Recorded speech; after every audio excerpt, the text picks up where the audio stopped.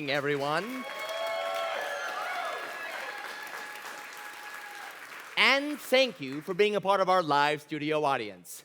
How many of you have been with us here before at WILM Radio? Wonderful. We thank you for that. For those of you unaccustomed to the rituals of a live studio broadcast, you play a very important part. For instance, when you see a sign like so, yes, that's it. Now all of you. Good. Now a quick one. Wonderful. Equally as important, if you find something funny, feel free to laugh and laugh loud enough that Uncle Tim and Aunt Betty, who are listening at home, can hear you. Before we go on the air and bring out our stars, I'd like to remind everybody to please dismantle the sound of any electronic gizmo you may have on your person. I'd also like to announce that this exquisite studio is presented with emergency exits to the right and left of you and down the center. I'd also like to yes, and it looks like, here we go. We are on the air in 5, 4, 3. Good evening, everyone, and thank you for tuning in to WILM Radio Hour, brought to you from our Grand North Front studio in dazzling downtown Wilmington. You'll love tonight's story, that classic Christmas tale of magic and hope, Miracle on 34th Street. And now please help me in introducing our stars and singers. The Quartet, Alice Frost, Mary Ford, Betty Gard, and Virginia Gregg. You've heard his crazy characters over the radio for years and seen his surprising Boris the veterinarian on screen. Wallace Ansley. Please, call me Wally, folks. Say, is it just me or are you hot in here? It's definitely me. She sings, she dances, she's a comedienne of Canada. That fearless female of funny, Olivia Glatt. I'm Olivia Glatt. With a list of credits deeper than a Wild West watering hole, that handsome star of Ron Hord's The Salmon Saloon, Mr. Grady Williams. Good evening, friends. Star of stage and screen, she currently treads the Broadway boards in the new smash musical Adagio, Miss Cordelia Ragsdale. Good evening. Sometimes called the other DeMarco sister, the star of MGM's long-running series, Sissy the 7-year-old space pirate, America's spunkiest space explorer, Little Gracie DeMarco.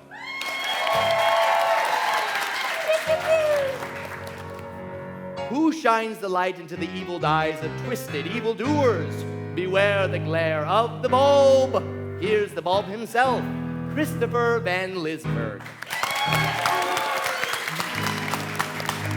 And let's not forget our Foley artist, Dr. John J. Pepper, and his associate, Mr. Pip.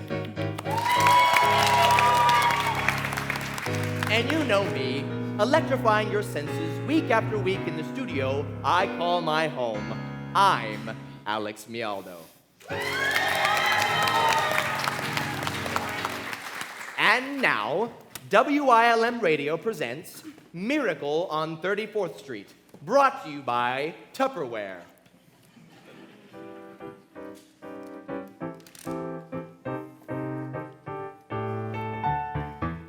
If you need freshness when saving your meal, grab your Tupperware and use our burping seal. Pack it in there. Where? Tupperware.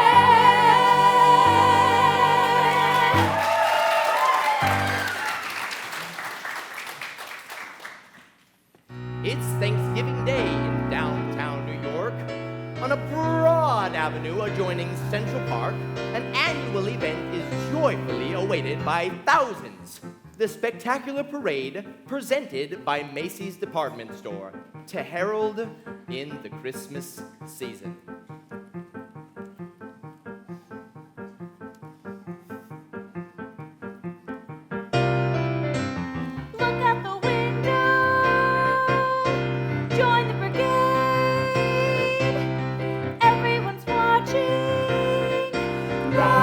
Macy's parade. It's that time of Thanksgiving when everyone meets here in Manhattan, right out on the streets to spread goodwill and cheer.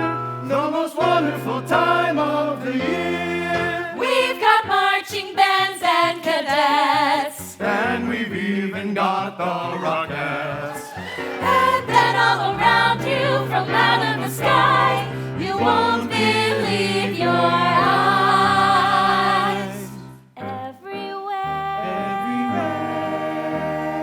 up in the air, giant balloons that are big as a house, Harold the fireman and Mickey Mouse, Charlie the elf and a caterpillar. A lusty pirate.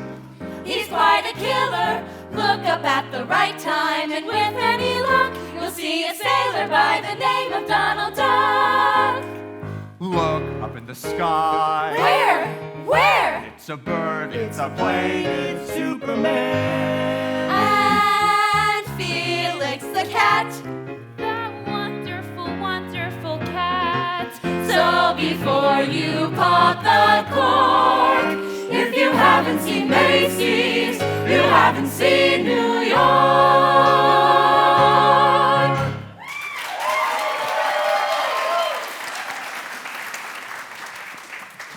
Tucked away from the crowd, however, is Miss Doris Walker of Macy's Public Relations Division, who has organized the entire parade.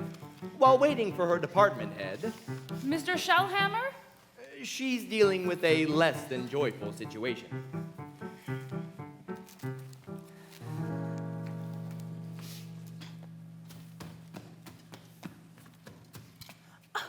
You can barely stand. You smelled a high heaven of booze and... And nothing. I've been Santa Claus in this parade for... For the last time, you're fired. Oh, fired. I didn't need this job anyway. I mean, imagine firing a guy because he likes the occasional sidecar and the occasional martini and... Wonderful. Mr. Shellhammer is on his way, and the centerpiece of our celebration is 3 sheets. Now, where am I going to find another white-bearded jolly Saint Nick? Pardon me. I couldn't help overhearing. You're perfect, and what a magnificent cane. Have you any experience as Santa? Oh, I've a bit. Kris Kringle. Doris Walker, a pleasure. Now, please, hurry. The parade's about to begin.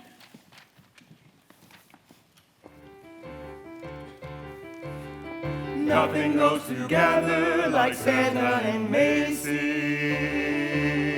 Nothing goes together like Santa and Macy's.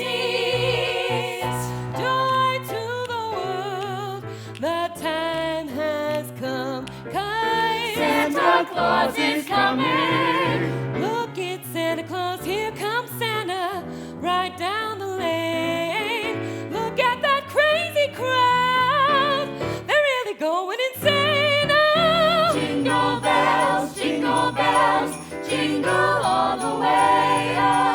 Oh, what fun it's gonna be to follow Santa to Herald Square. Oh. Jingle bells, jingling everywhere. Everybody's going, so I hope to see you there. Everybody's going, so I hope to see you there.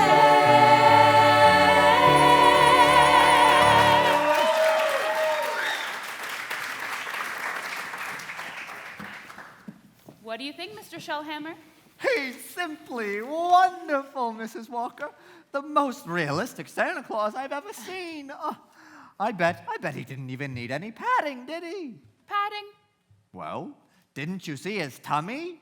It's so round, so jolly. It jiggles when he laughs. Like a bowl full of jelly? Just like.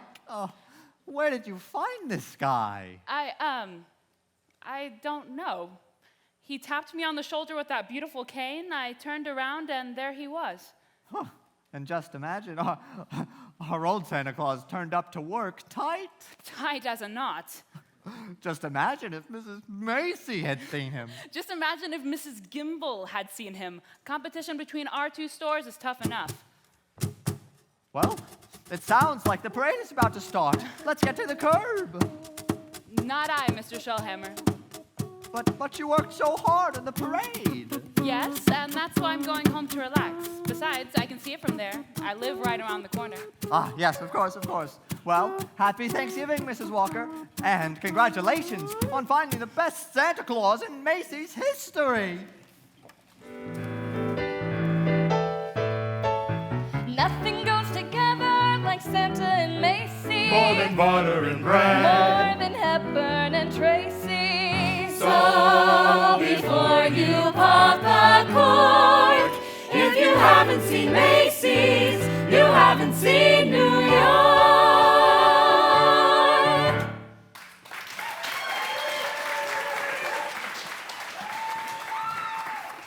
The parade continues past the window of one Fred Gailey, whose Park Avenue apartment is just down the hall from Doris Walker's. Well, the parade really is wonderful this year, Susan. Look at that baseball player balloon. It was a clown balloon last year. Mother said they repainted it to look like Joe DiMaggio so they could capitalize on the Yankees World Series win. Well, baseball player or clown, it certainly is a giant. Giant, Mr. Gailey? There's no such thing as giants. Well, maybe not now, but in olden days. Oh, come on, Mr. Gailey. And you, a lawyer? What about the giant that Jack killed in the fairy tale? First off, Jack was a thief boy who broke into someone's home and took things that didn't belong to him. Secondly, I agree with my mother. It's just a fairy tale, and fairy tales are silly nonsense. Well, the baseball player sure looks like a giant to me. Oh, come in, it's open. Hello, I'm Doris Walker, Susan's mother. My housekeeper said Oh, that... hello, Mother. I'm watching the parade. Mr. Gailey invited me. Hello, darling. Susie's told me quite a bit about you, Miss Walker. She's told me quite a lot about you, too. The man in the front apartment. The parade's much better than last year. Would you like any coffee? Please, if it isn't too much trouble. Oh, it's no trouble at all. It's already made. Here you are. Thank you. I also want to thank you for being so kind to Susan. I'm not around as often as I'd like, and she doesn't play with a lot of children. Well, to be honest, it's all been part of a plan. You see, Susie and I have become very good friends, but I've been wanting to meet you for some time. At least you're frank. Fred. There goes another one of your silly giants, Mr. Gailey. Susie tells me you don't approve of fairy tales. I don't. I think we should be realistic and completely truthful with our children. Ho, ho, ho! There goes Santa Claus. Don't even mention that name in front of me. Why not, Mother?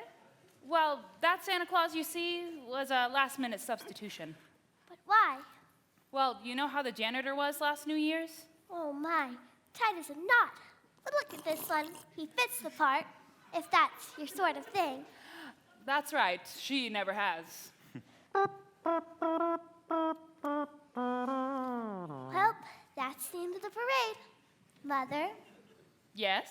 I've been thinking. It's Thanksgiving, and there are only two of us. Couldn't we invite Mr. Gailey? Well... Well, I hate to intrude. I'll just stay home and make a sandwich or something. It's no trouble. Please, Mother, we have such a big turkey. It'd be a waste. Well, Did I ask her all right, Mr. Gailey? I added a bit about the size of the turkey to strengthen the appeal. Susie, that part was supposed to be confidential. You asked fine, Susan. Dinner's at 3, Mr. Gailey. We expect you there not a minute later. Or earlier. Later, at dinner, down the hall in Doris's apartment. I don't know, Mr. Gailey. What did one vegetable say to the other on their long walk? Let us rest. I'm feeling beat. Very punny, Mr. Gailey. Oh, well played, Susie. Now, Miss Walker, this meal beats the pants off of the sandwich I would have made. Well, thank you. This really was a wonderful idea you had, Susan. I really am having a wonderful time. Oh, excuse me, won't you? Oh, of course. So, Susie, tell me. Hello? Mrs. Walker, Yes, Mr. Shellhammer? your maid told me that you were having Thanksgiving dinner, and I hate to interrupt, but I just had to tell you your Santa Claus was stupendous. Thank you.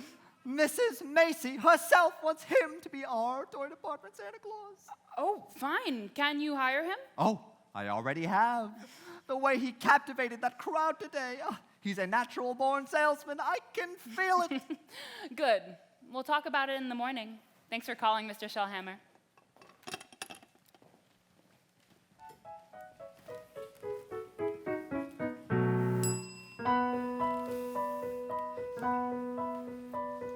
Santa's in his workshop, working with the elves. Making sure the toys they make will get up on the shelves. Toys made for all children by the elves that he employs. Who sends them all to Macy's, the home of Christmas joys.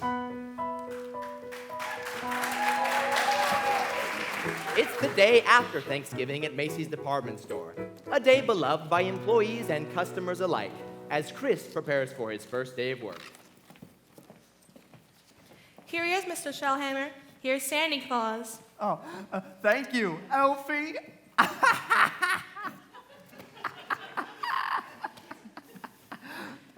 Effie, oh, Effie. This is Effie the elf. Good morning, Santa Claus. Good morning, Mr. Shellhammer. Now, before you make your way to the toy department, here is a list of toys that you have to push. Push? You know, push. Toys that we are overstocked on. You'll find that often a child may be undecided as to what they want for Christmas. And when this happens, you simply suggest one of the items on the list. Do you understand? Oh, I certainly do. Good, good. Now, Elfie here. Effie. Effie will show you to your throne at the toy department. And remember, you work at Macy's now. Imagine that. Making a child take a toy she doesn't want, all in the name of profit.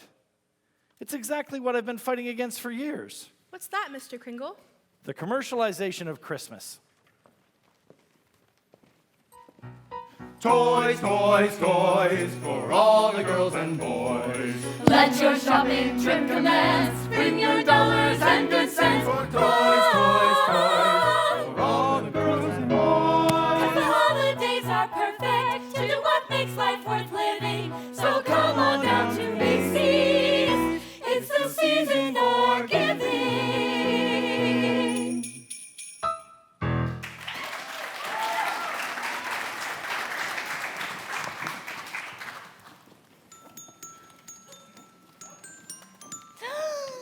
Are you really Santa Claus?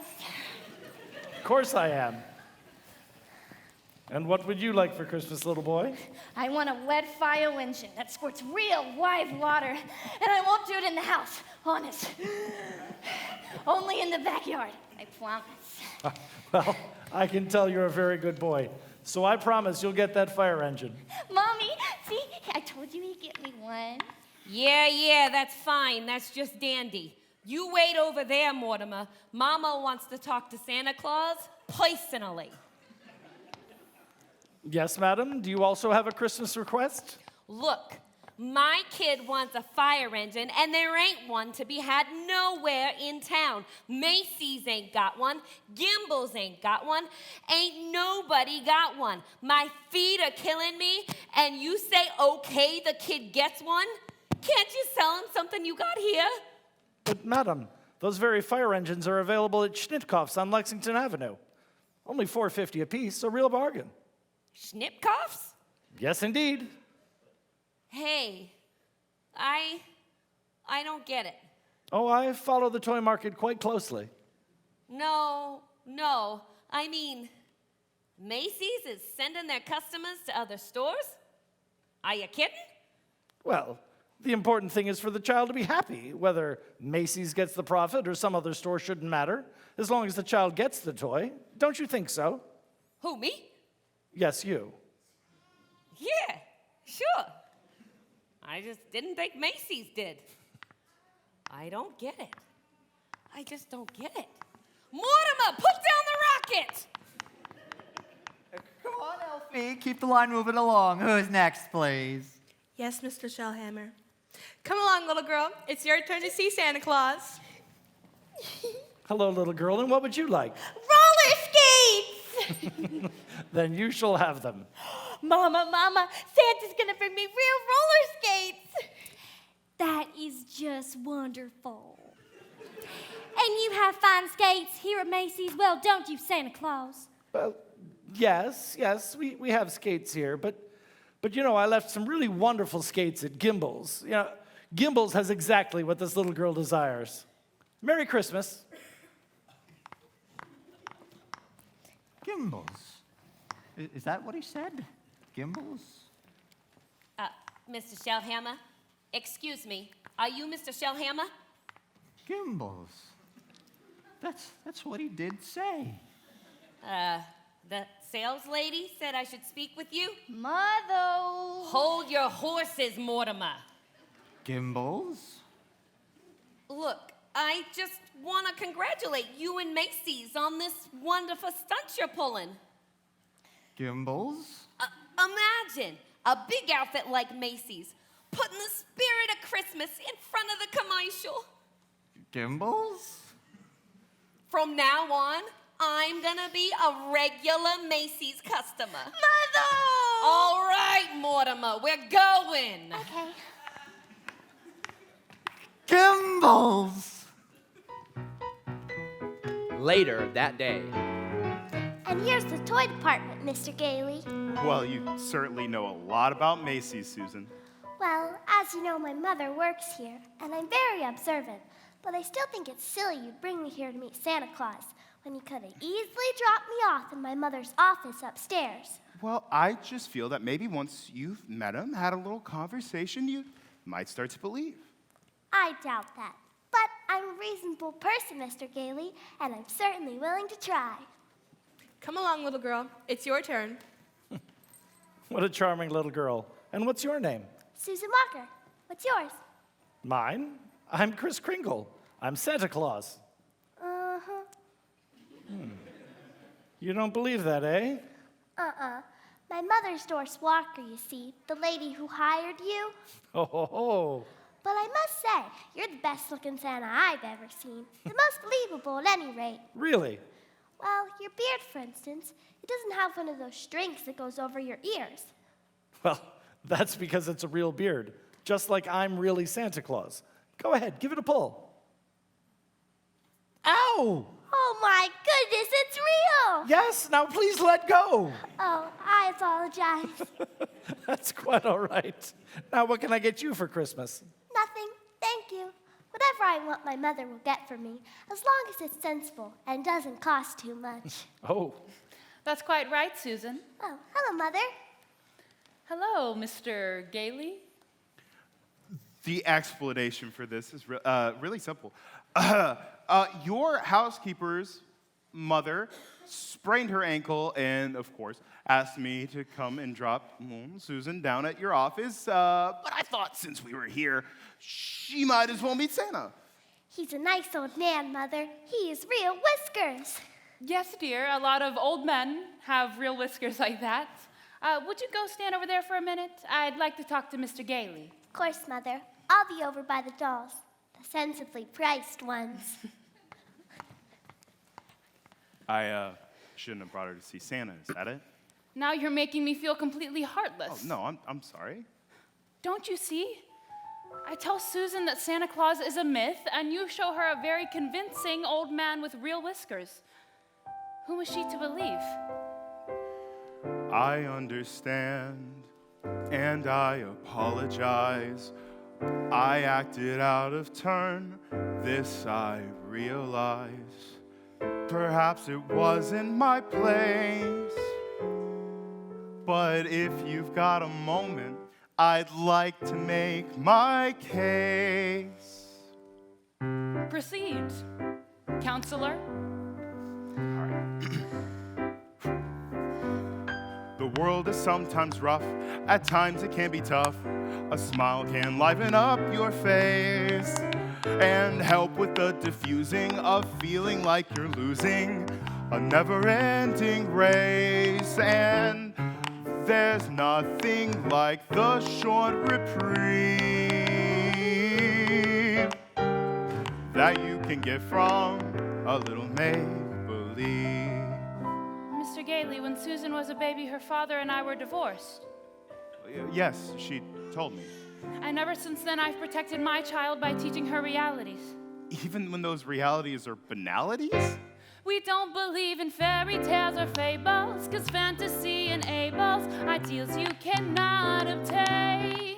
And I won't add to her confusion, set her up for disillusion and unnecessary pain. Of course, well, If she keeps waiting for Prince Charming to come and sweet talk her. Now, weren't we talking about Susie, Mrs. Walker? Well, So you don't believe in flying reindeer? No, we're both sane here. Not Donner or Cupid? Mr. Gailey, don't be stupid. Not Dancer or Prancer? I think you know the answer. Not even a bit. I'm her mother. I'll raise her as I see fit. Of course. Thank you. But why not entertain I some? prefer to abstain from A little make-believe. It's not a crime to have. We don't have time to have A little make-believe.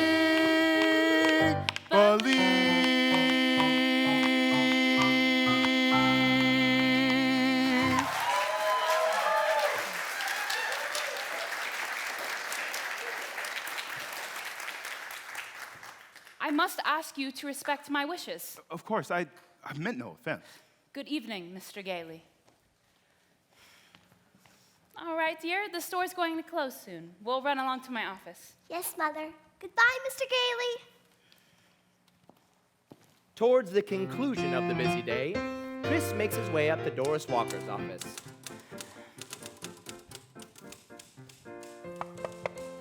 Effie said you wanted to see me, Mrs. Walker? Oh, yes, come in. That's a delightful young lady you have there, Mrs. Walker. Thank you. Susan's actually the reason I asked you to see me. I'd be grateful if you tell her that you're not really Santa Claus, that there actually is no such person. But Mrs. Walker, not only is there such a person, but here I am to prove it. No, you misunderstand. I want you to tell her the truth. Oh, I always tell the truth. Now, Susan, I'll bet you're in first grade. Second grade. No, I mean your real name. It is my real name. Second grade, why, that's wonderful. Very well. I have your employment card right here. I'll look it up on that. That's a very pretty dress you have on, Susan. It's from Macy's. We get 10% off. Oh, I like your cane, Mr. Kringle. I don't know that I'd ever seen one so fancy. can I let you in on a secret? I carved this from- Susan, would you go out and talk to Mrs. Harney for a moment? Of course, Mother. She always gives me a treat, and oh no, that part was confidential. That's all right, dear. You may have one. Goodbye, Susan. I hope to see you again soon. I hope so too. Goodbye. So, you always tell the truth, do you? Mm-hmm. Look at your employment card. Name, Chris Kringle. Address, Brooks Memorial Home, Great Neck, Long Island. Yes, it's a home for elderly gentlemen. It only sounds like a mortuary. If you call there, ask for Dr. Pierce. She can verify. Would you also like me to confirm this? What's that? Date of birth as old as my tongue and a little bit older than my teeth? Yes. Place of birth, the North Pole. Now, really. Mrs. Walker, I do believe you doubt me. And this tops everything. Next of kin, Oh, that. Dasher, Dancer, Prancer, and Vixen? And Comet, Cupid, Donner, and Blitzen. But there wasn't room on the line. I'm sorry to have to do this, Mr. Kringle, But I'm afraid we're going to have to let you go. have I done something wrong? No, it's just that we feel that. Excuse me. Hello? This is Mr. Shellhammer, Mrs. Walker. Drop whatever you're doing. Macy wants to see you immediately. I'll be right up. I'm afraid I'm going to have to be very abrupt with you. I have to go see Mrs. Macy, Mr. Kringle. You'll be paid for the full week, and I'll send your check to that address on your employment card. Oh. When R.H. Macy calls you up to her office, you hop to it. And that's precisely what Doris does as she heads for the top floor. Come in, Miss Walker, come in. Thank you, Mrs. Macy. Now, about this new policy you've initiated. Macy's Santa Claus sending customers to Gimbals. I can explain everything, Mrs. Macy. Oh, no need to explain anything to me. Just look at this. 42 telegrams and over 500 phone calls. Grateful parents expressing their undying gratitude to Macy's department store. That's wonderful, Mrs. Macy. And not only is our Santa Claus going to be continuing in this manner, but every salesperson in the entire store. You mean if we haven't got what a customer asked for, we're to... Oh, we're to send him where he can get it. No more high pressuring and forcing a customer to take something he doesn't really want. That really is wonderful, Mrs. Macy. Yes. Well, we'll be known as the helpful store, the friendly store, the store that places customer service above profit. And consequently, we'll be making more profit than ever. Now, as for you and Mr. Shellhammer, I think you'll find a more practical expression of my gratitude in your Christmas card this year. Oh, thank you. Yes, and you tell that wonderful Santa Claus I won't forget about him either. Why, I'll just tell him myself in the morning. Oh. Yes, now, good night. Good night, Mrs. Macy, and thank you again, ma'am. Doris finds Mr. Shellhammer back in the public relations department and relates the good news first. Oh, imagine a bonus. Yes. Well, what's the matter with you? I just fired him. Who? Santa Claus. Oh. No, you couldn't have. But I did. He's out of his mind, Mr. Shellhammer. He's a sweet old man, but he really thinks he's Santa Claus. I don't care if he thinks he's Maureen O'Hara. You've got to get him back. It's too great a risk. Don't you see, Mr. Shellhammer? What if he should have a fit or something? Oh no, I've got to tell Mrs. Macy. Don't do that. Maybe this Kris Kringle's only a little crazy. And besides, we can't be sure until we've had him examined. We should send him to Sawyer in personnel. Sawyer? I mean, he's paid to examine employees, isn't he? Well, yes, but Good. Well, don't just stand there. Find him, or else Mrs. Macy's going to present us with a very unmerry Christmas. Has Doris Walker gone down in history as simultaneously the best and worst thing to ever happen to Macy's? Will she be able to track down Kris Kringle in time? Find out when Miracle on 34th Street continues after a brief commercial break.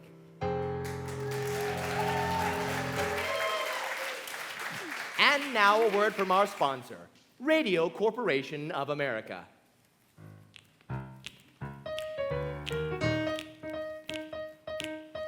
Hey, US of A, you got a call from the future. Call from the future. When communications are down and wounded, we'll be the suture. We'll be the suture. You're tactical, we're practical, on air or sea or land. You want it for missions. We've got the vision to keep you in position. To complete the mission, task at hand, performance you require, and value you expect. So stick with RCA and help the USA. RCA for all of your home entertainment, tactical military communications, and surveillance needs. RCA.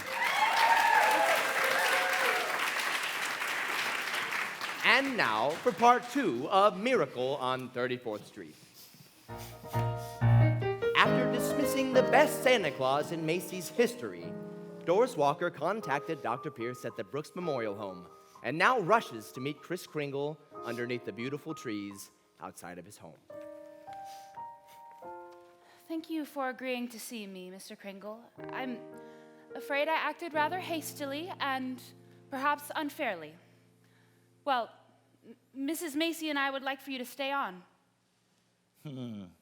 That's mighty good news. Oh, thank goodness. You see, Mrs. Walker, for 50 years or so, I've been more and more worried about Christmas.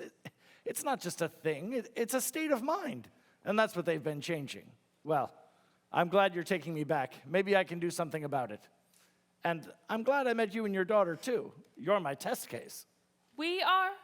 Oh, yes. You're sort of the whole thing in miniature.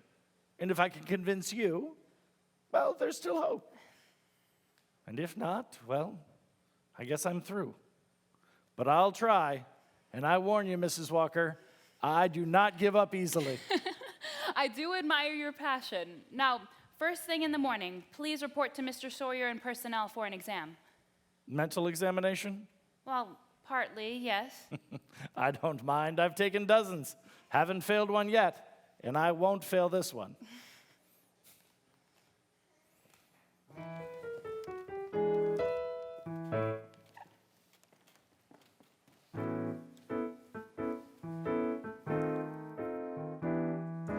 Help me, doctor, I'm coming down with something that's messing with my business.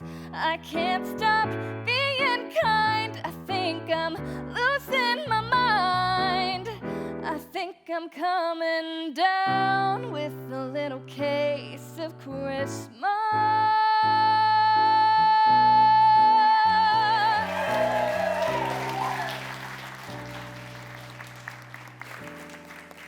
Dusting off his sharpest suit, Kris makes his way to the personnel department and to Dr. Sawyer's office. So you see, Mr. Sawyer, I dusted off my sharpest suit and came right up here to see you. So that is your beard, hmm? Yes, yes. Interesting complex in back of that. Tell me, why do you carry a cane? I always carry a cane, at least in street clothes. I carved this from the runners of one of my sleighs. What was that? It's even got the original paint job. Who was the first president of the United States? What? Oh, give me a hard one, like who was the vice president under James Monroe? Well, I'm conducting this examination. The answer is Daniel D. Tompkins. Well, You're a very nervous man, aren't you, Mr. Sawyer? Tell me, do you get enough sleep? My personal habits are no concern of yours. Now, what hand am I holding up? Right hand. And how many fingers am I holding up? 3. Oh, but my, you bite your nails too. All right. Feet together, arms out extended. Muscular coordination test? I've taken dozens of these. Often nervous habits like those are a sign of insecurity. Tell me, are you happy at home? All right, Mr. Kringle, that is all. This examination is over. Thank you, Mr. Sawyer. And before you leave, it may interest you to know that I have been very happily married for 22 years. Very happily married. Delighted to hear it, Mr. Sawyer. Miss Prong, Yes, sir. get me Doris Walker on the phone. Yes, sir. But your wife, Mr. Sawyer, she's called 4 times already. Will you tell my horrible wife to leave me alone and mind her own business? Here's Mrs. Walker, sir. Oh, I was just going to call you, Mr. Sawyer. Oh? There's a Dr. Pierce stopping by my office this afternoon at 3. Who's Dr. Pierce? She's the physician at the Brooks home. I thought we might discuss Mr. Kringle's case with her. Well, there's hardly any point in discussing it. Mrs. Walker, he should be discharged immediately. Discharged.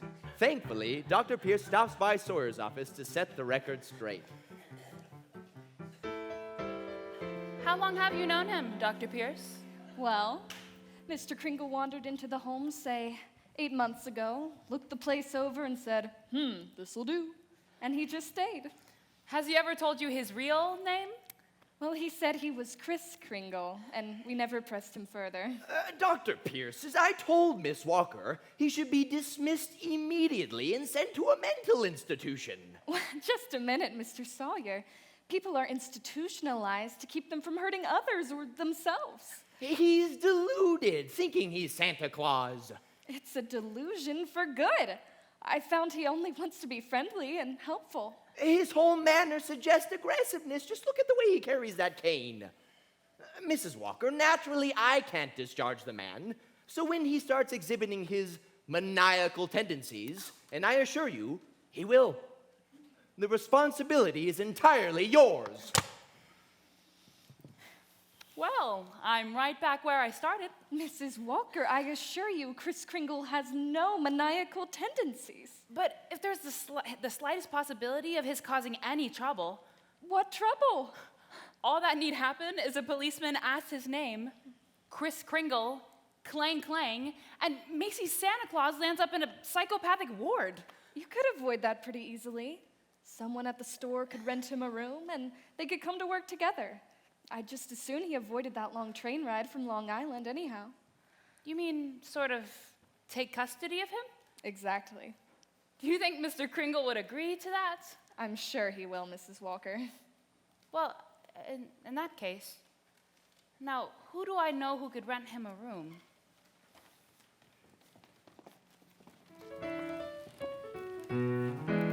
Good King Wenceslas looked down on the feast of Stephen. Stephen, When the snow lay round about, deep and crisp and even, brightly shone the moon that that night. But though the frost was cruel, the frost was cruel. when the poor man came in sight, gathering winter view. Ooh,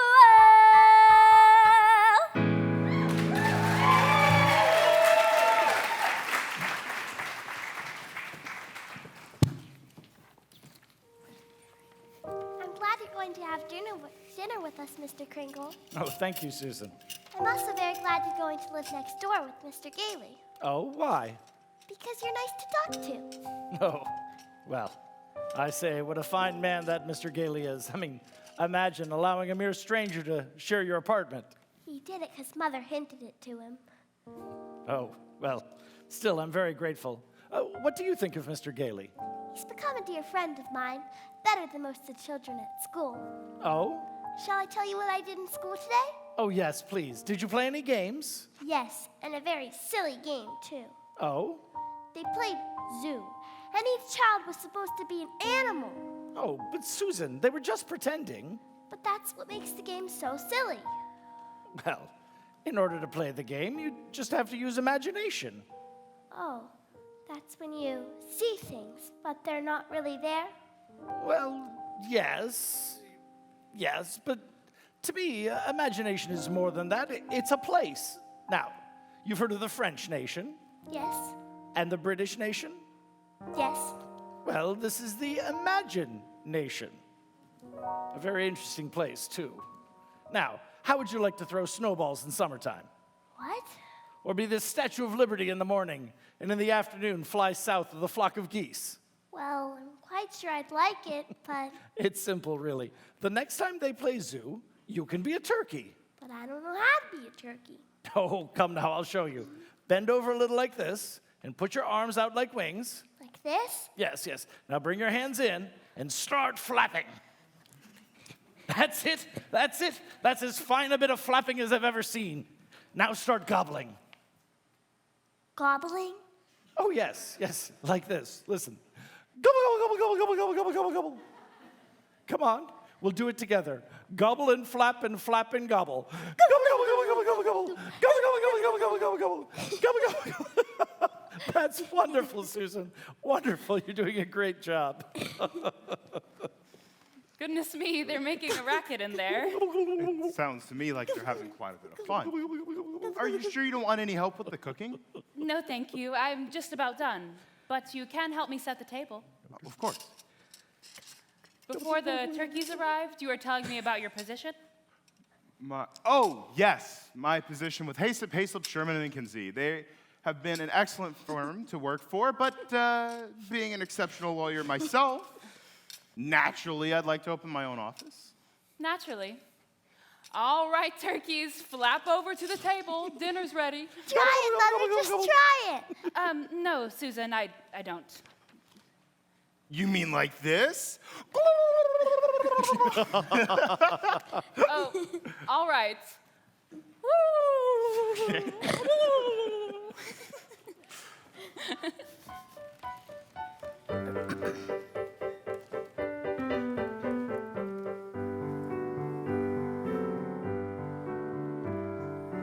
Brightly shone the moon that night. Brightly shone the moon that night. Brightly shone the moon that Brightly shone the moon that night. Brightly shone the moon.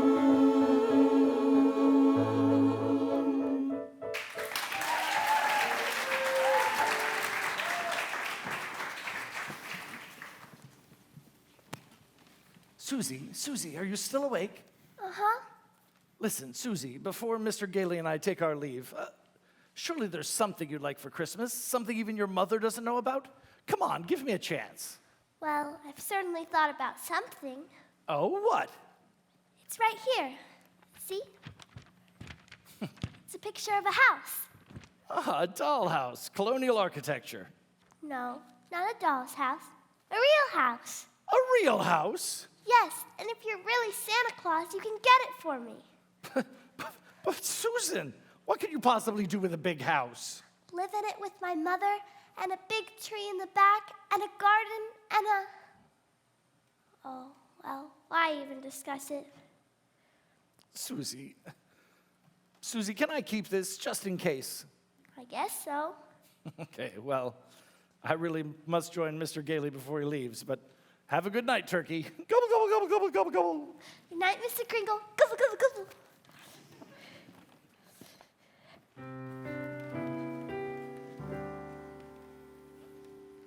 Therefore, gentlemen, be sure, wealth or rank possessing,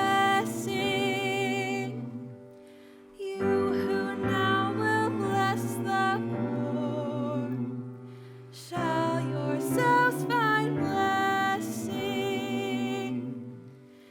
You who now shall bless the poor,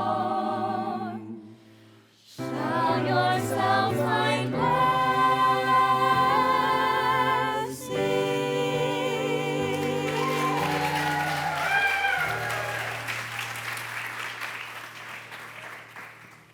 Well, take whichever bed you'd like, Mr. Chris. That's very kind of you, Mr. Gailey. Tell me, what is it you do for a living? I'm a lawyer at the firm of Hayslip, Sherman, and McKinsey. Oh, and do you like living in New York? Oh, well, it's convenient, but eventually I'd like to get a place somewhere in Long Island. Not a big place, of course. Maybe one of those junior partner deals around Manhasset. Maybe a little colonial number? A colonial house would be swell. Good. Say, you're awful fond of Mrs. Walker, aren't you? Yeah, a lot of good it does me. She lives in this cast iron shell that's a bit difficult to penetrate. Oh, but then you must simply try harder. Oftentimes, divorced people like Mrs. Walker are just trying to protect themselves from being hurt again. You know, she and that girl are a couple of lost souls, Fred, and it's up to us to help them. Oh? Oh, yes. I'll take Susan, and you can take your mother, and in turn, they'll both help you. And I need helping. Oh, yes, you're lost too, Fred. In what way, Chris? Well, we all need someone to believe in us. Them, you, me. Now, should I turn off the light? Oh, no. No? I've wondered about it my entire life, and I'm not going to get cheated out of knowing it now.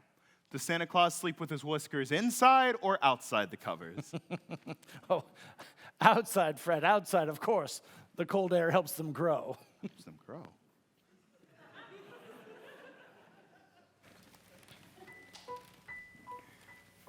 Early morning back on the top floor of Macy's department store. It's smart to be thrifty, it's smart to be sure. If you're sick of shopping, then we'll be the cure. 10 beautiful floors, the greatest selection of quality goods. The service? Perfection. If we're out of stock, don't begin to sorrow. When will Macy's have it? Day after tomorrow, If you want to pay cash, pay less. There's only one Macy's. it's smart to be thrifty. It's smart to be sure. It's smart to shop Macy's.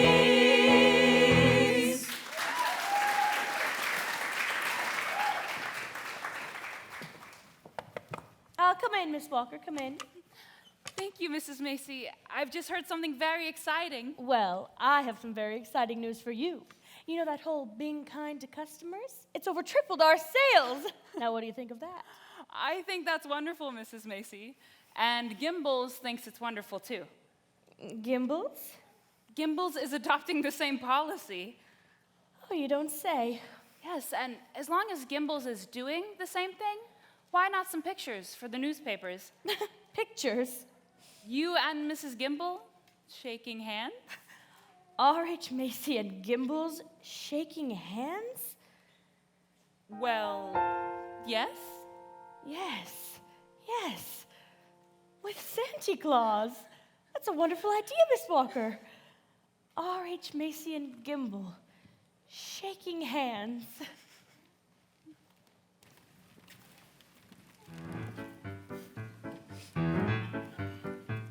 There's no one else that undersells Gimbals.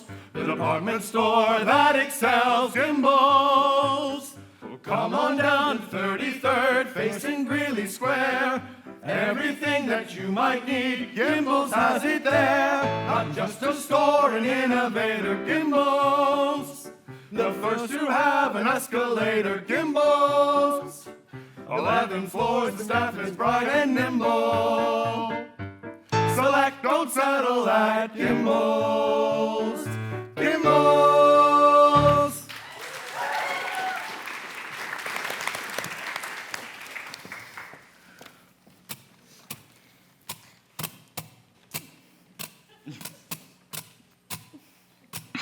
All right, that's enough pictures, gentlemen. Thank you. Thank you very much. Come on, RH. We'll go over to my store and get some really good pictures. Just a minute. I have something for Santa Claus. A check. An appreciation for all you've done. Why, thank you, Mrs. Macy. That's very kind of you. I didn't think you were that generous, RH. That's quite a check. What are you going to do with it, Mr. Kringle? Oh, I have a doctor friend who needs a new x-ray machine. Oh, wonderful. Buy it through the store, 10% discount. Nonsense. Come over to Gimbals and we'll furnish it at cost. Keep it up, ladies. Keep it up. At this rate, my friend will have a whole new hospital. It's smart to be thrifty. It's smart to be sure. It's smart to shop. Gimbals, Gimbals. Come on down to 33rd. Come to Herald Square. 10 beautiful floors, the widest selection. 11 floors, staff is bright and It's smart to shop. select, don't settle at Gimbals. Macy's. Gimbals. Macy's. Gimbals. Macy's. Gimbals. Macy's. Macy's. Gimbals.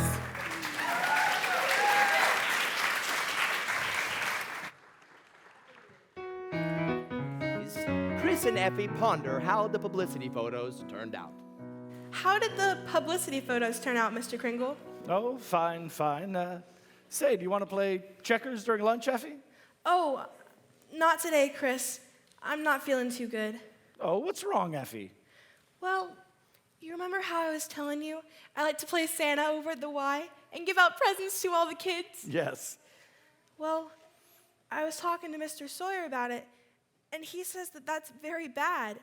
That psychologically, it's all wrong. Wrong to be kind to children. He says that people who pretend to be Santa Claus do it because when they was young, they must have done something bad.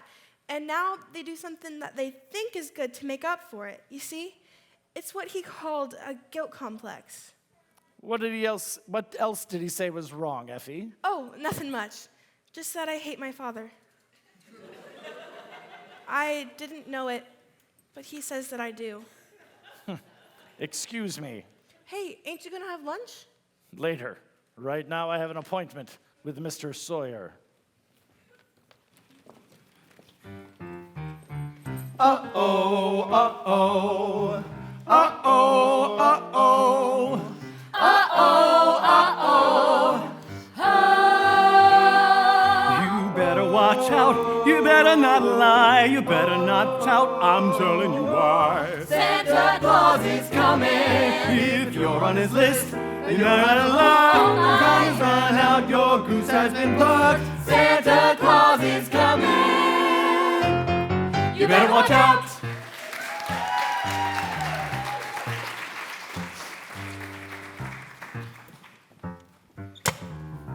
What do you mean breaking into my office like this? Tell me, Mr. Sawyer, are you a licensed psychiatrist? What business of that of yours? Now leave, you lunatic, before I have you. I have great respect for psychiatry and great contempt for meddling amateurs to go around practicing. Oh, shut up. You should be horsewhipped, taking a girl like Effie and filling her full of complexes and phobias. I think I'm better equipped to judge than you. Telling her just because she likes to be kind to children that she has a guilt complex. Having the same delusion you can possibly understand. Oh? And don't you wave that cane at me. Either you stop analyzing Effie, or I'll go straight to Mrs. Macy and tell her what a contemptible fraud you are. Oh, get out. Get out before I have you thrown out. There's only one way to handle a man like you. Maybe this will knock some sense in you. Oh, my head. Oh, stop whining. I've made my point. Good day, sir. Christmas is coming and he's here to protect it. Has he saved it or Has he wrecked it? Santa Claus is coming. Miss Prong! Get me the police. Get me Doris Walker. Get me the psychopathic ward at Bellevue Hospital. Kris Kringle just signed his own admission slip. He popped the doctor who was swinging his noggin. Can he escape on his magic toboggan? Kris Kringle committed. Sawyer, the pseudo-psychiatrist, triumphant. And what of Chris's friends, Doris, Susan, and Fred? And what of Mrs. Prong? Find out when Miracle on 34th Street continues after this brief intermission.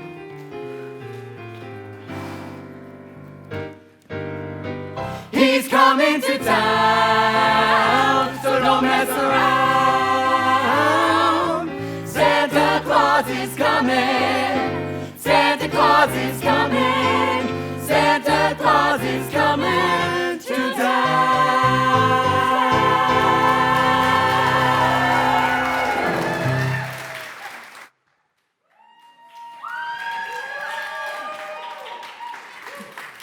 And we're back on air in 5, 4, 3.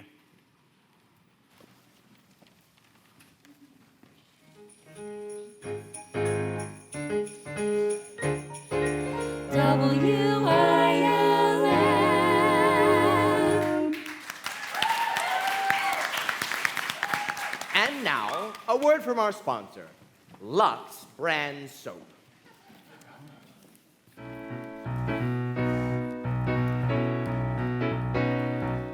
When you need to clean with care, Wash with Lux, your favorite soap. wash your body, hands, and hair. Wash with Lux, your favorite soap. Lux Liquid for your dishes, Lux Bar for beauty wishes. And if you're in a quandary, Lux Flakes for laundry. Our active lather does the trick. Wash with Lux, your favorite soap. Make Lux with Lux, your favorite soap. 18 uses for enjoyment, beauty facials, scrubbing toilets. No matter what comes your way, you've got one home. Wash with Lux, your favorite soap.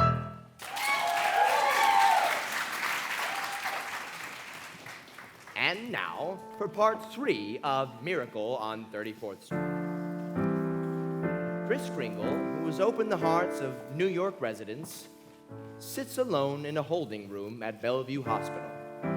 However, a visitor has arrived, heralding hope.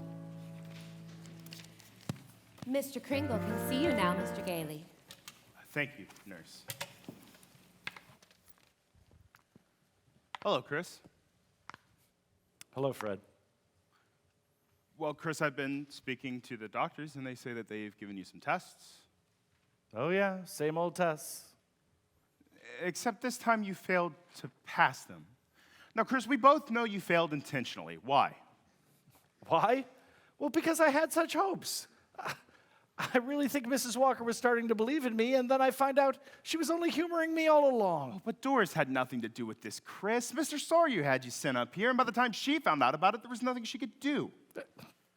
It's not just Mrs. Walker. I mean, take Mr. Sawyer. He's deceitful, contemptible, dishonest, yet he's out there and I'm in here. If that's normal, I don't want it. But you can't just think of yourself, Kris. If there's one thing we can count on, it's Santa Claus on Christmas Day. Santa in his magic sleigh, Santa in his special way, making spirits bright every Christmas Eve night. Fred, what are you doing? It's Christmas, man. I'm singing. I know you're tempted here right now to think just of yourself. You spend your whole life giving to every girl and boy and elf. Believe me, I would understand if you called it a day. But before you've thrown it in, I would like to say, don't let us down. Don't let us down. Don't let the doubt of simple people turn you round.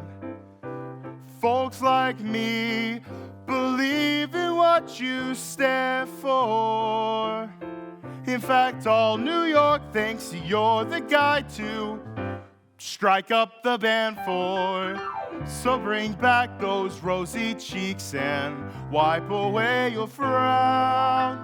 Dear Kris Kringle, don't let us down. Hold on, I got more in me. One took state that faith is best contained under a steeple. But what happens to you matters to many people. Oh, to believe in something can change someone. For kids like Susie, who have just begun. Maybe you're right, Fred. You know what? Of course you're right. I should be ashamed of myself. Let's get out of here. Okay, well, before you do that, you did fail all of your tests. But that's the spirit. Yeah, I said Captain America was the first president. Oh. But you're a lawyer. You'll think of something. Kris, I can't just show up and... Don't let me down. Don't let me down. I won't let you down. I won't let doubt. I won't let doubt turn me around. The greatest part of believing the impossible is it serves as a reminder that there's no road uncrossable. You're our hope that keeps us going when we're breaking down. So dear Kris Kringle, dear Mr. Gailey, don't, I won't let you down. I won't let you down.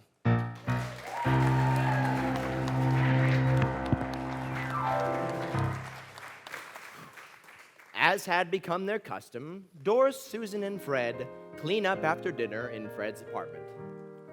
Another delicious meal. Oh, thank you. Reheating leftovers is my special. What are you going to do about Mr. Kringle, Fred?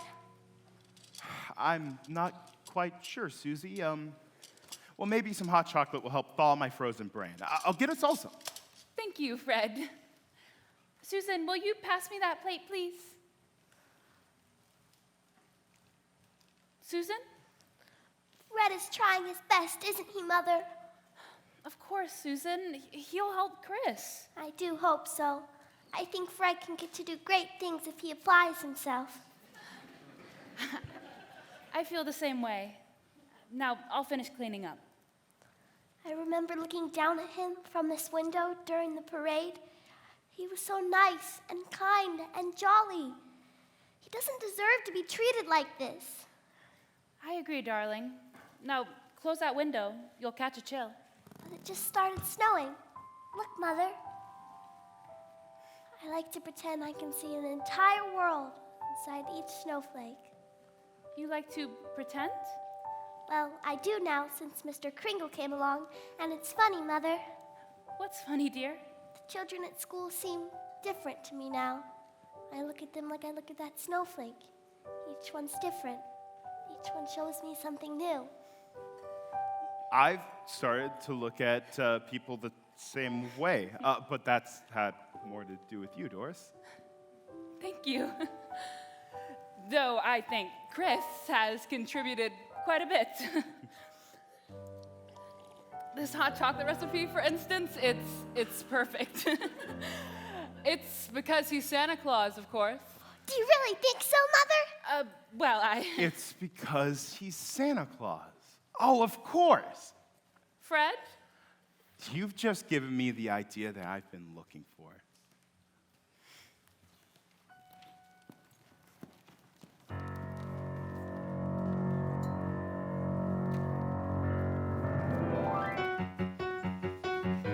Extra, extra, read all about it. Coal in Santa's stocking.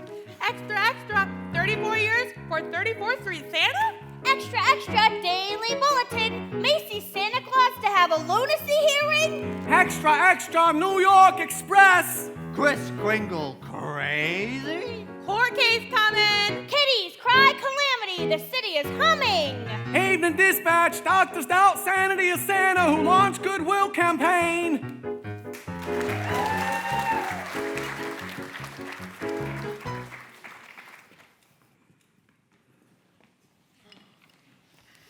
Good morning, Your Honor. Good morning. Mr. Assistant District Attorney, you may proceed. Thank you, Your Honor. My name is Thomas Mara. What is your name, please? Kris Kringle. Oh. Now, where do you live, please? Well, it seems to me that's what this hearing will decide, won't it? Mr. Kringle, do you believe that you are Santa Claus? Of course I do. That's all, Your Honor. I rest my case. In view of this statement, do you still wish to put in a defense, Mr. Gailey? I would, Your Honor. You see, I'm well aware of my client's opinions. In fact, that's the entire case against him. Kris Kringle, crazy because he believes he's Santa Claus. An entirely logical conclusion? Not quite, Your Honor. You see, you believe yourself to be Judge Harper, yet no one questions your sanity because you are Judge Harper. Mr. Kringle is the subject of the sanity hearing, not I. Exactly, which is why I intend to prove that Kris Kringle is Santa Claus. What? Mr. Mara, I thought you said this was a cut and dried sanity hearing. Well, I thought it was, Your Honor. In view of Mr. Gailey's statement, I'll have to review the entire background of the case. Court's adjourned till tomorrow morning.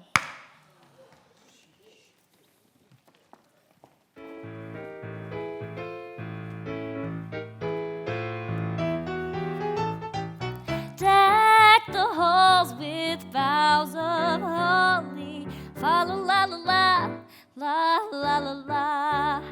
'Tis the season to be jolly.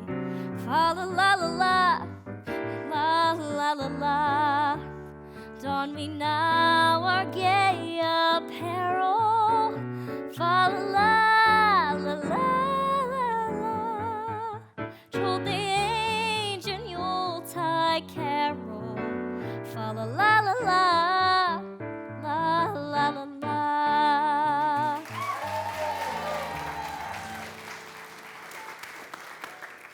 That evening, champagne at the ready, Fred heads to Doris's apartment.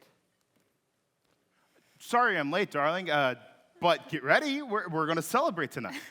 What are we celebrating? Oh, you didn't read the paper? Santa's mouthpiece throws bombshell in New York Supreme Court. Oh, darling, you're not really serious about this. You can't possibly prove that Kris Kringle is Santa Claus. Well, you saw Macy's and Gimbel shaking hands, and that wasn't possible either earlier, was it? What does your firm have to say about it? Hayslip and Mackenzie and the rest of them? That I've jeopardized their prestige, and either I drop this impossible case or they drop me. You see? So I quit. Fred, you threw away a career over a sentimental whim? I mean, look, it's not just Kris who's on trial here. It's everything he stands for, you know, human kindness and dignity and all of that. Listen, Fred. We've hardly been apart since Thanksgiving. I've become incredibly fond of you. We've made some wonderful plans for the future, haven't we? And then you do this? Go on an idealistic binge, throw away your security, and expect me to be happy about it? And what, I asked too much? I think I have the right to ask for you to have just a little bit of faith in me. I think I have the right to ask you to be a little bit more practical and realistic. Yes, well, I suppose you have. It's all cockeyed, darling. I mean, here we are, as close as two people can be, and yet we're miles apart. There's a loneliness about us. I know I've tried my best. Oh, and I know you have, darling, and I have too, but if we're going to make this work, we're going to need a lot more than each other's arms. I'm not sure we've got it. Funny. With all my common sense, I was just beginning to think that this time it might work out. And your head was telling you that? My heart. Darling, I guess that's that. I guess it is. Good night, Fred. Good night, Doris.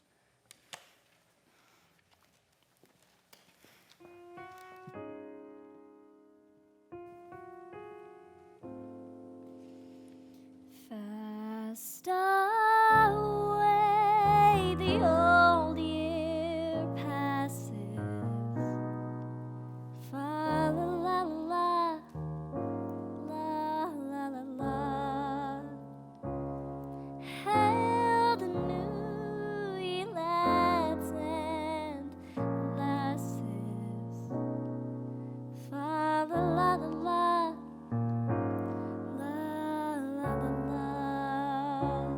Sing we joyous all together. Fa la la la la la.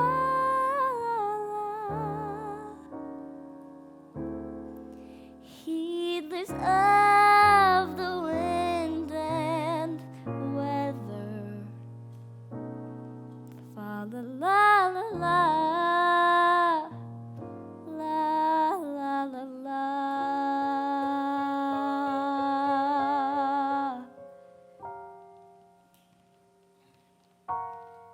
Heads and heart out of sync. What began as a celebration of victory derailed into a train of heartache. Can this engine find its track? Find out when Miracle on 34th Street continues after a brief moment.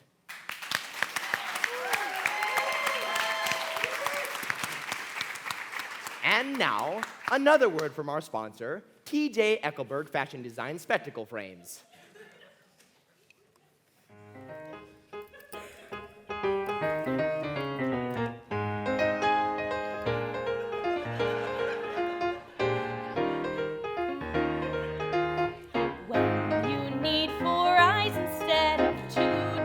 let that get you down.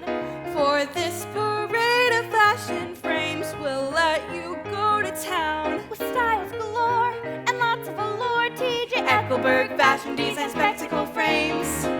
No other spectacles will make heads turn in every single season. When you're walking down the aisle, this will be the reason. Styles galore and lots of allure, TJ Eckelberg Fashion Design Spectacle Frames.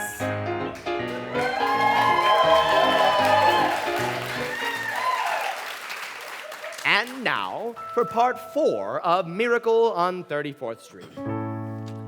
Despite their affection for one another, Doris and Fred can't seem to find a way to reconcile their differing views on faith and practicality. Meanwhile, Assistant District Attorney Thomas Mara receives what to him is even more unsettling news. Hello? Yes, this is Mr. Mara. Look, can't this wait till tomorrow? I'm eating dinner. Who's been subpoenaed? Well, how do you think I feel about it? I'll talk to you tomorrow. Who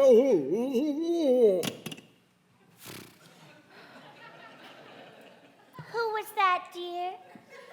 R.H. Macy has been subpoenaed. Oh, my! Those reporters, they're making me out to seem like some sort of sadistic monster who likes nothing more than to drown kittens and tear the wings off butterflies. Quiet, dear. Tommy's still awake.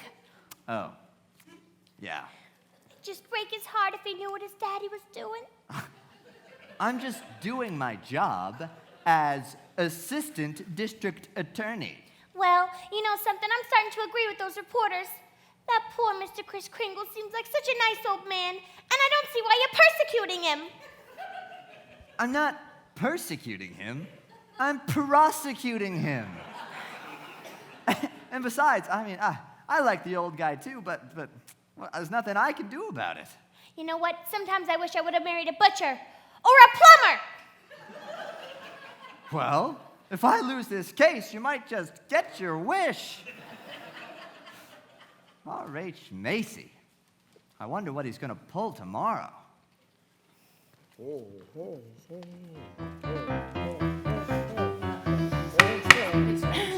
Order in the court. Proceed with the witness, Mr. Gailey. Thank you, Your Honor. Now, Mrs. Macy, do you know the defendant? Why, of course. It's Kris Kringle. And do you believe Mr. Kringle to be of sound mind? Sound mind. I wish I had a dozen like him. Now, Miss Macy, do remember that you are under oath. Do you believe this man, the defendant, Kris Kringle, to be Santa Claus? Well, that is a delicate question. Just think of what those reporters will say about you. R.H. Macy admits her Santa Claus is fraud. Think of all Macy's will lose. Think of all Gimbels will gain. Gimbels. Curse you, Gimbels!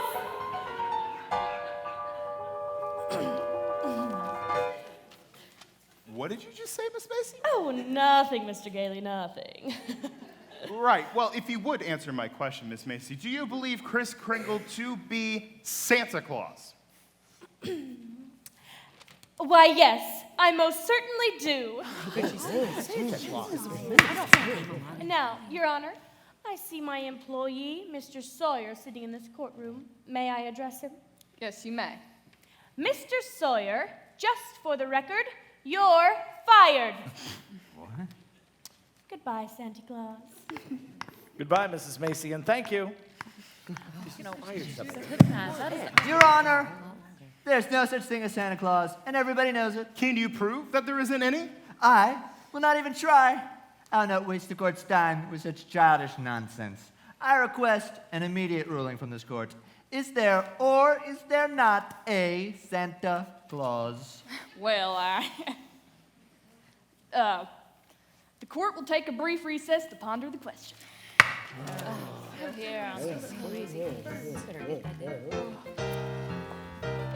Judge Harper retreated to her chambers.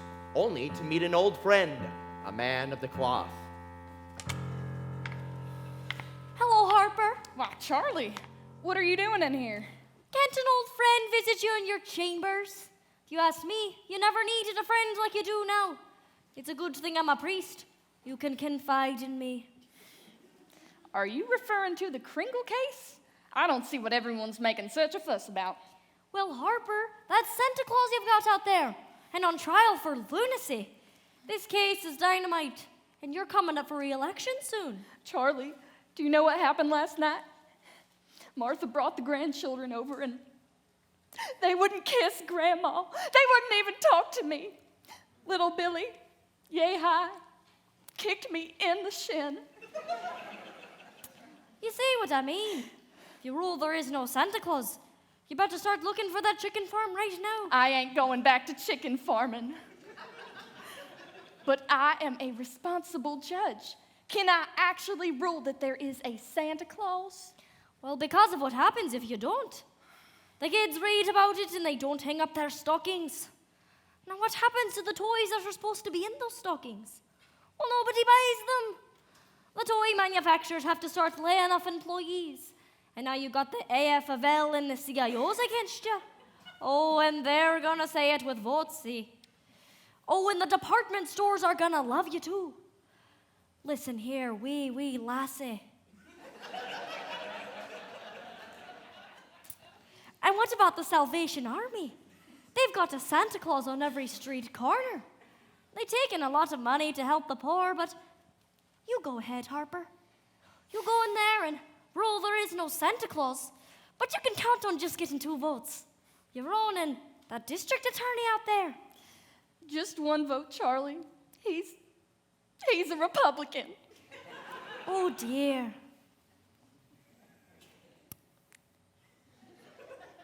Well, I thank you kindly. I'm going to go get this over with.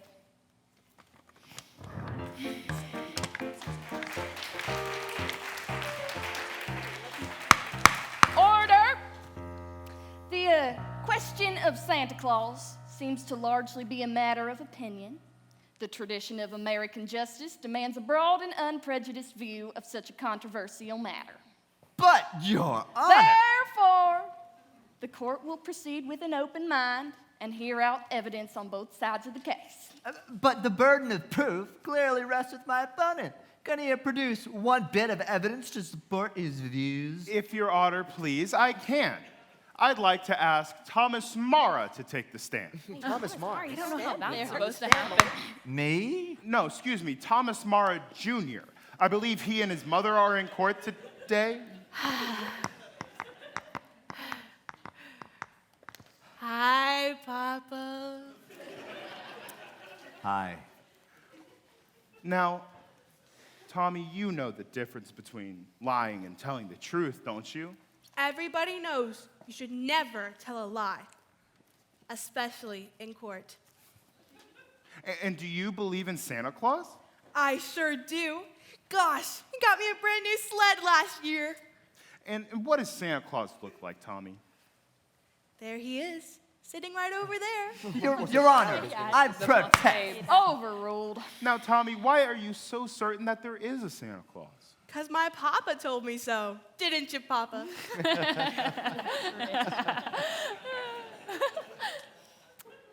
And you believe your papa, don't you, Tommy? My papa would never tell me anything that wasn't so. Would you, Papa?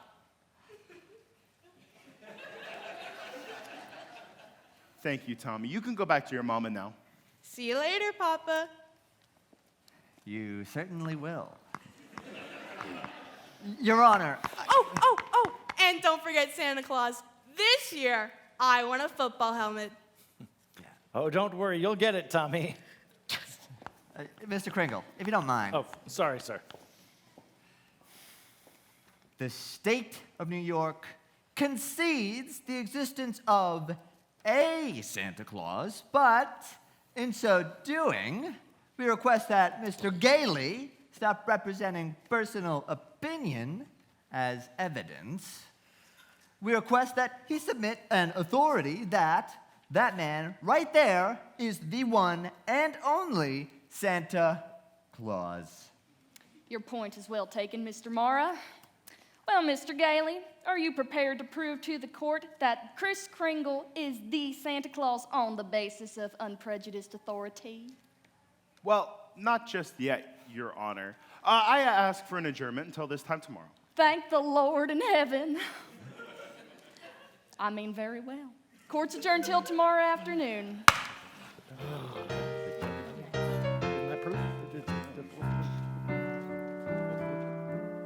Normally, perusing the papers in search of good old-fashioned news lightens the spirits of Doris and Susan. Tonight, together in their apartment, both search for hope in the dark. Now come, Susan, dear, finish your supper. But I can't, Mother. All those things they're saying in the newspaper about Mr. Kringle and Mr. Gailey. They're having this trial because he says he is Santa Claus. He's so nice and kind and jolly. He's not like anyone else I know. He must be Santa. You know something? I think perhaps you're right. Is Mr. Kringle sad now, Mother? I'm afraid he must be. Then I'll write him a note. Maybe that'll make him feel better. Dear Mr. Kringle, I hope you're well and that you're not feeling low. I'm not writing to ask you for presents. I just wanted you to know I believe in giants floating through the streets of the cities. I believe in Mickey Mouse. I believe in Felix the Kitty. I believe in pretending. I believe it's a sure key to unlocking the way to be anything, even a turkey. I can make a snowball in summer. I can fly with birds in the air. I have been to the imagination nation, and I like it there. I can see the whole world in a snowflake, all because of you. Though I couldn't before, now I believe in you. Don't forget who you are or what you have done. Don't forget all the miracles that you've begun. Don't forget what you're part of, almost since the start of, always there at the heart of Christmas Day. But the one thing that I don't have to do is pretend for a moment that I believe in you. And that's because I do.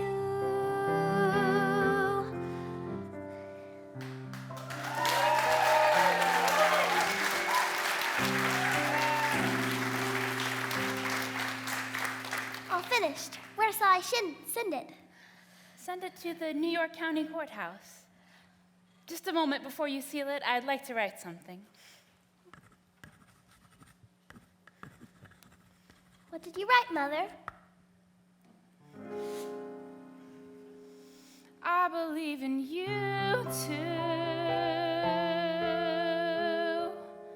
Doris.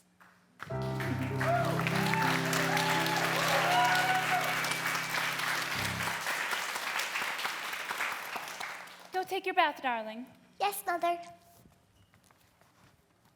Oh, she addressed it to Santa Claus. That's sweet, sweet.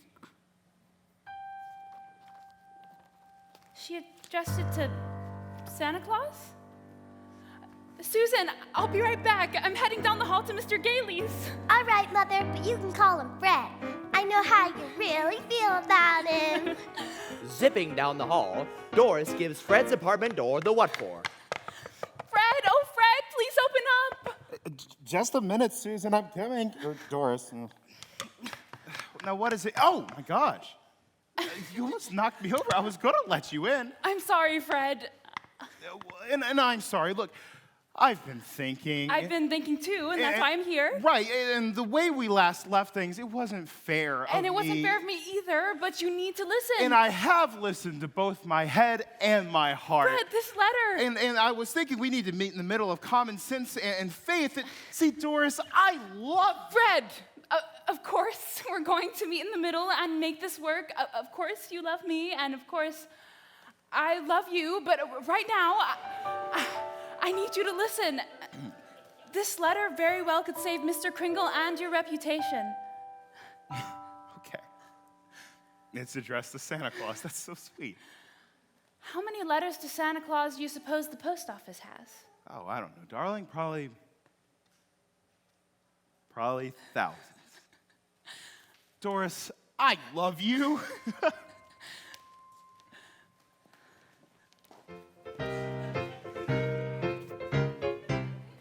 If you want to send a letter to the one you love, if you want to let them know that they're the one you're thinking of, if you want your packages delivered east or west, send them with the very, very best. The United States Postal Service, USPS.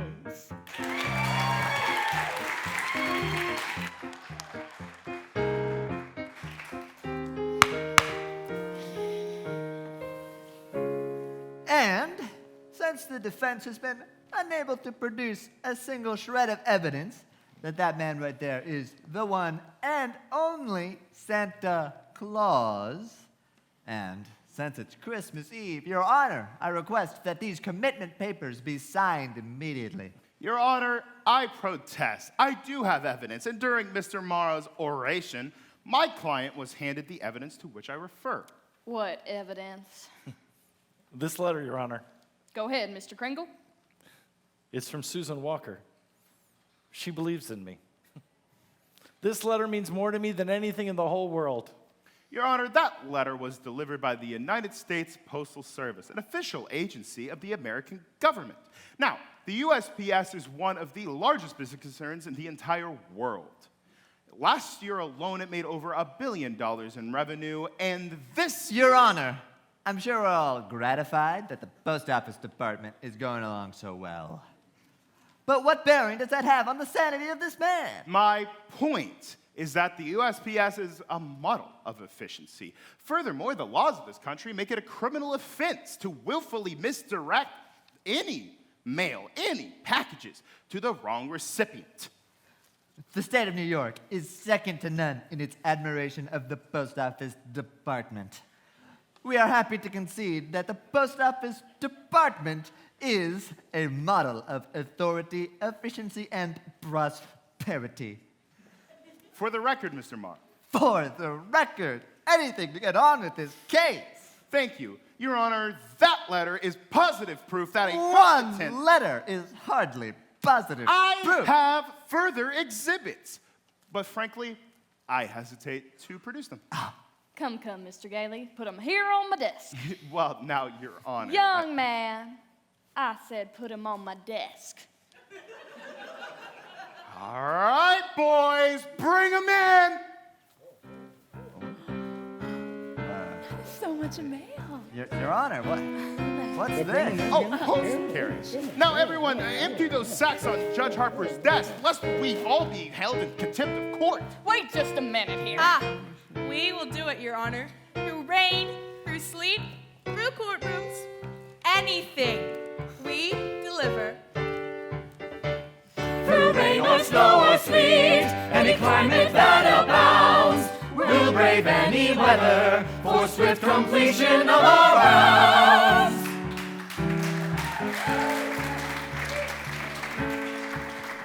Mr. Gailey? Your Honor, every single one of those letters and every single one of those mail sacks is addressed to Santa Claus. The USPS delivered it, therefore the United States Postal Service and therefore the American government declares that Kris Kringle is Santa Claus. If the United States of America declares this man to be Santa Claus, this court will not dispute it. Case dismissed. And for heaven's sake, get this mail out of my courtroom. Merry Christmas, Your Honor. Merry Christmas, Mr. Mara. So when you need to bridge the distance quicker than the rest, send your post with the folks you trust the most, the very best. The United States Postal Service, USPS.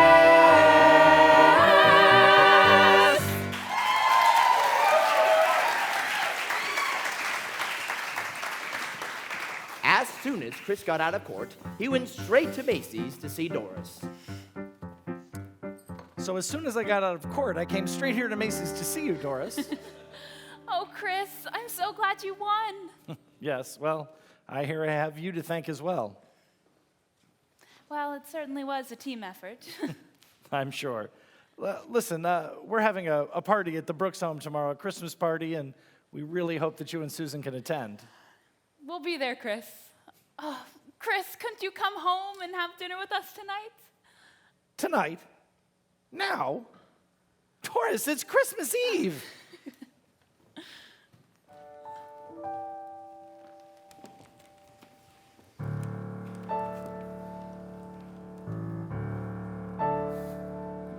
Oh, tidings of comfort. God rest ye merry gentlemen. Tidings of comfort and Tidings of comfort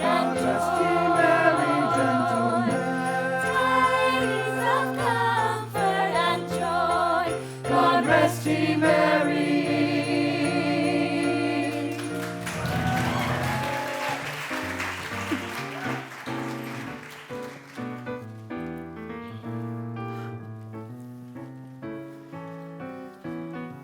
Effie, look who came all the way out here to the Brooks home to join us. Chris, it's Mrs. Macy.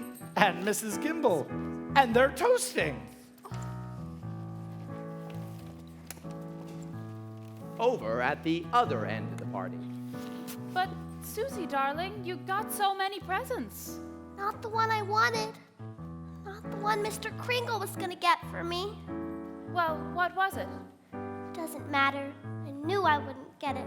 But I thought he'd at least tell me why. Susie, I'm sorry, but You couldn't get it because you're not really Santa Claus. Susan! Just a nice old man like Mother said. But I was wrong when I told you that.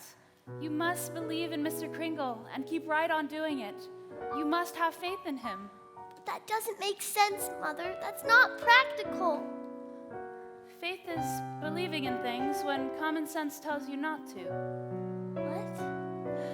Even if things don't turn out the way you want them to the first time, you still got to believe in people.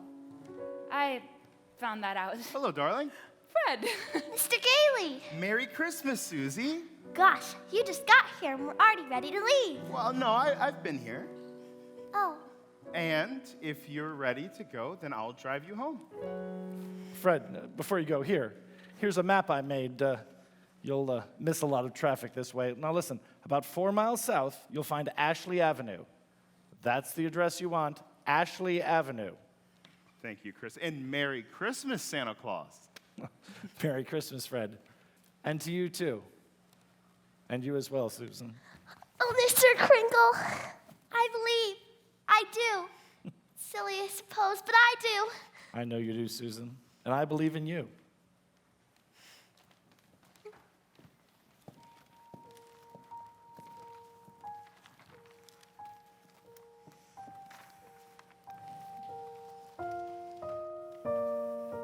Hark the herald angels sing, glory to the newborn King.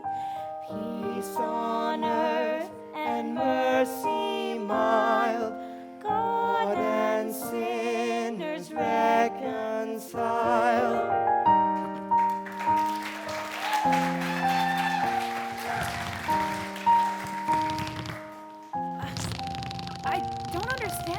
Fred, the map Chris gave definitely says Ashley Avenue.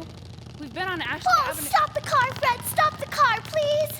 Susie, what is it, darling? What's the matter? There it is, the house! Susie? What in the world? She's running into that house. Well, at least there's no one home.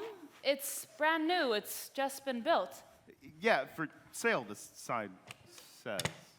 For sale. What on earth is that child up to? Susie! Susie! Here I am, upstairs! Now come right down. You know you shouldn't run around in other people's houses. That's strange. Yeah, I'll say. No. I mean, this house. I've seen it somewhere before. I have. Maybe in a Mother, it's our house, the one I asked him for, Mr. Kringle. Mr. Kringle? Oh, Mommy, you were right. Susie? Mommy told me if things didn't turn out the way you wanted them to at first, you gotta keep believing. And I kept believing. Oh, and you were right. Now where are you going? In the back, to see if there's a swing. Oh, there is one. So you told her all that? About believing? Well, you told me, Fred. For sale, the sign said. I mean, I'd hate to let her down.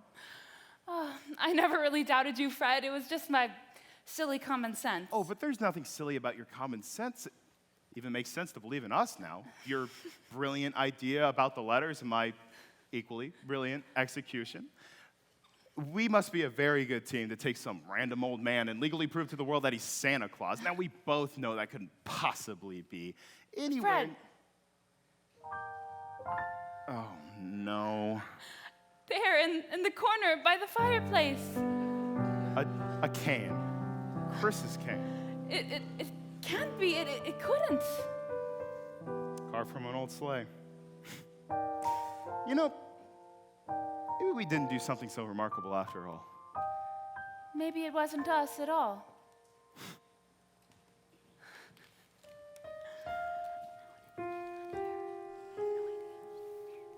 Maybe there is something bigger than we know. Something at this time of year beyond the falling snow. Beyond the dancing lights and tinsel in the tree. That makes us into the people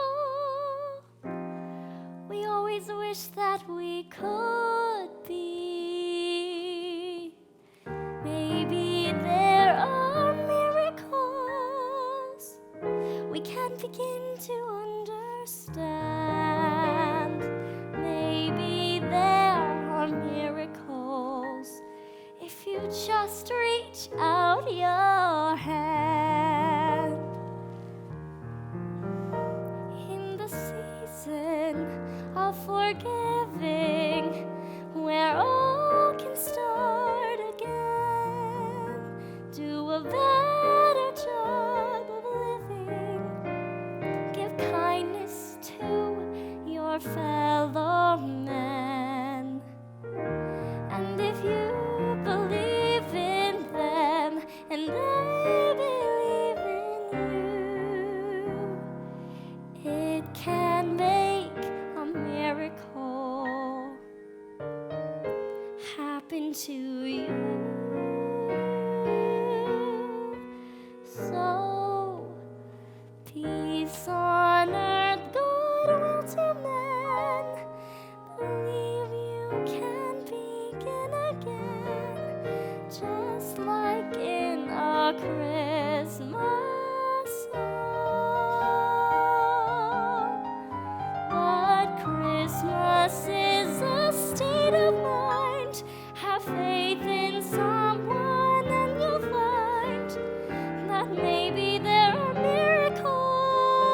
miracles, miracles the whole year long.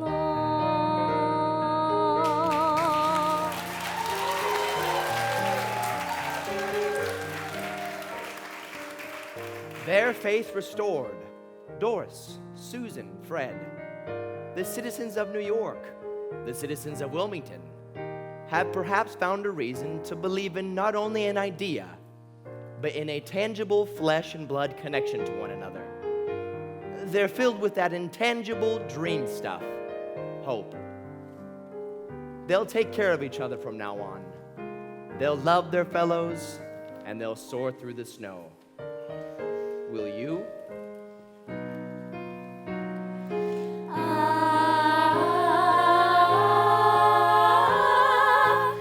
Peace on earth, goodwill to men.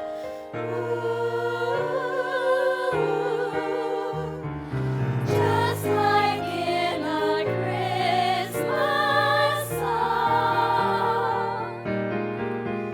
But Christmas is a state of mind. Have faith in someone and you'll find that maybe there are miracles.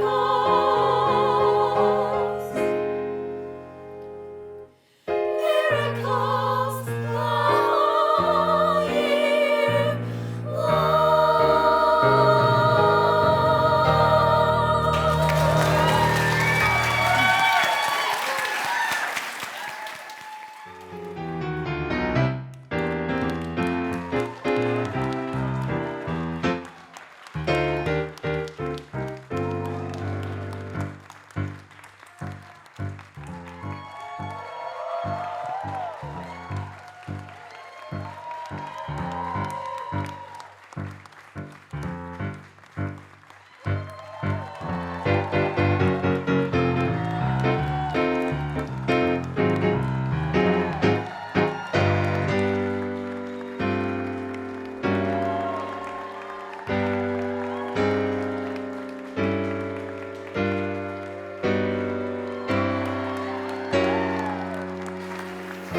Ho, ho, ho!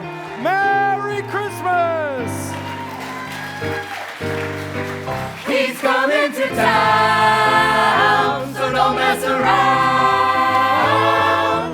Santa Claus is coming. Santa Claus is coming. Santa Claus is coming to town.